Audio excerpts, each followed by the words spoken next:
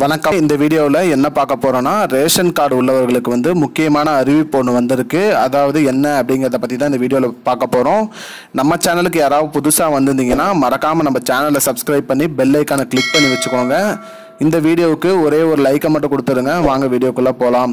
பொதுவாக வந்து பார்த்திங்கன்னா ரேஷன் கார்டு குறித்து வந்து நிறைய அப்டேட் வந்துட்டுருக்கு. அது மட்டும் இல்லாமல் ரேஷன் பொருட்கள் வாங்குறதுல வந்து நிறையா வந்து தாமதமாகுது, குளறுபடி ஆகுதுங்கிற மாதிரி மக்கள் சைட்லேருந்து கோரிக்கை விடுத்திருக்காங்க. அதாவது என்னன்னு பார்த்தீங்கன்னா, ரேஷன் கடையில் போய் பொருட்கள் வாங்கும்போது போய் கைரேகை வைக்கும்போது கைரேகை கரெக்டாக ஸ்கேன் ஆகிறது இல்லை. அதனால் வந்து எங்களுக்கு பொருட்கள் வந்து தாமதமாகுது அப்படிங்கிற மாதிரி சொல்லியிருக்காங்க.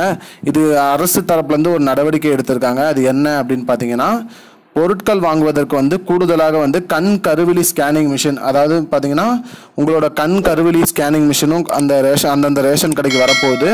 அதன் மூலயமா வந்து பார்த்தீங்கன்னா நீங்கள் கண் கருவிழி ஸ்கேனிங் பண்ணியும் நீங்கள் வந்து உங்களோட பொருட்களை நீங்கள் வந்து வாங்கிக்கலாம். அது மட்டும் இல்லாமல் ரேஷன் பொருட்கள் வந்து தாமதம் இல்லாமல் கிடைக்கும். அதாவது பார்த்தீங்கன்னா இனிமேல் அந்தந்த மாதத்தோட பொருள் அந்தந்த மாதத்துலேயே உங்களுக்கு கொடுத்துருவாங்க அப்படின்னு சொல்லியிருக்காங்க. மேலும் கடந்த 2 மாதங்களாக பருப்பு எண்ணெய் வந்து கொஞ்சம் பிரச்சனையாக இருந்தது.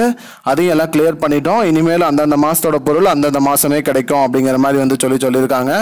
அது மட்டும் இல்லாமல் ரேஷன் கடைக்கு வந்து பார்த்தீங்கன்னா இனிமேல் வந்து ஸ்கேனிங் முறையில் பணம் செலுத்தக்கூடிய ஆப்ஷனும் வருது. அதாவது பார்த்தீங்கன்னா உங்களுக்கு 100 ரூபாய்க்கு நீங்கள் பொருள் வாங்கினீங்கன்னா 100 ரூபாய் அனுப்பினா மட்டும் போதும்.